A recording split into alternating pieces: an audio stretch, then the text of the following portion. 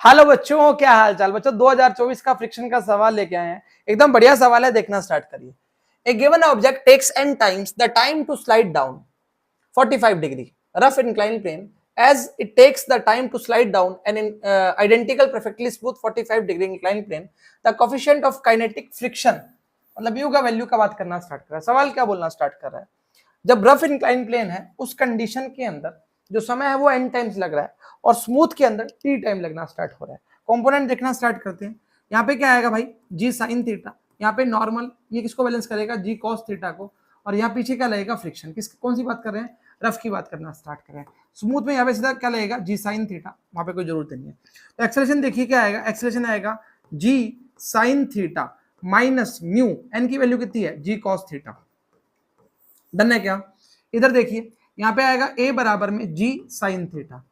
एक बात समझिए जी, सवाल के अंदर कुछ भी किसी प्रकार से एंगल में इंक्लाइन प्लेन में कोई चेंज नहीं किया गया, मतलब दोनों के लिए डिस्टेंस का वैल्यू क्या रहेगा, बराबर आएगा। तो काइनेमेटिक इक्वेशन से बैलेंस कर देते हैं। सबसे पहले s बराबर लिखते हैं सीधा 1/2 AT स्क्वायर, स्टार्टिंग में क्या रहेगा, रेस्ट पे रहेगा। तो ये स्मूथ का बात कर रहे हैं ना, तो स्मूथ के लिए s बराबर में आएगा 1/2, a का वैल्यू कितना था, g sin theta into T square, time क्या था, t ही था।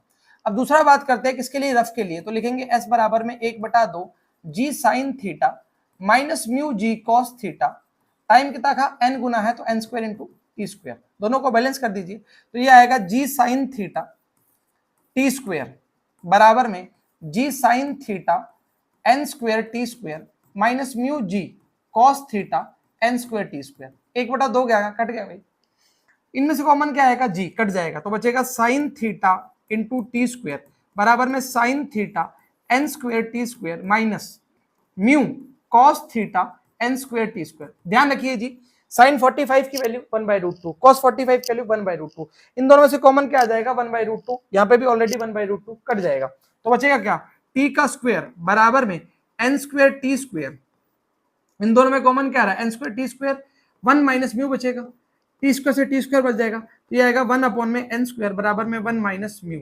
पूछा क्या है, म्यू का वैल्यू पूछा है, म्यू बराबर में हो जाएगा 1 माइनस 1 में n स्क्वायर। ध्यान रखिएगा जी, यहाँ के बाद एक सब खा गए हम, sin 45 का वैल्यू सेम रहता है, cos 45 का वैल्यू सेम रहता है, तो दोनों यहाँ से 1/√2 कॉमन आ जाएगा, यहाँ भी 1/√2 कट जाएगा। इन दोनों में से क्या कॉमन कर लिया, n स्क्वायर टी स्क्वायर, तो बचेगा क्या, 1 माइनस म्यू का बात करेंगे तो म्यू का वैल्यू आएगा 1 माइनस 1 में n स्क्वायर। चेक कर लीजिए कौन से में है, फर्स्ट ऑप्शन आपका बिल्कुल क्या रहेगा, सही रहेगा। ऐसी अमेजिंग वीडियोस के लिए चैनल को सब्सक्राइब कीजिए। धन्यवाद।